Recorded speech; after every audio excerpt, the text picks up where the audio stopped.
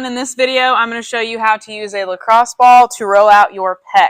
This one is one of my favorite ones as well. I get tight pecs because I'm constantly basically pushing into my massage clients, and then I also do snatch and clean and jerk, which involves a lot of pressing.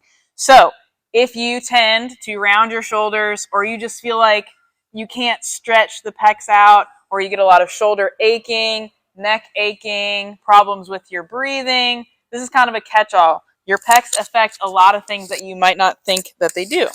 So you're going to find a wall. I'm going to stagger my feet. It might be hard to see, but I basically have both feet kind of pointing down the wall this way.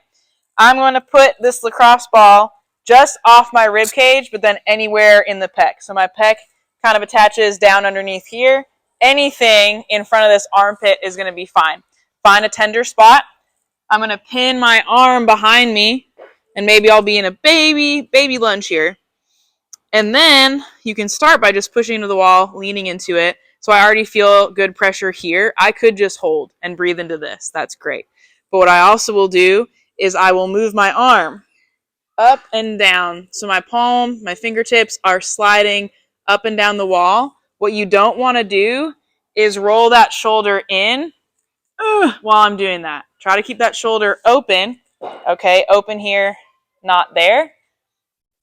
As I do that. And if you can't go all the way up, that's fine. You might not have the mobility for that. That's okay. Do that a few times. Then I like to pin my arm on the wall again and rotate away as I keep my pressure pushing into the wall.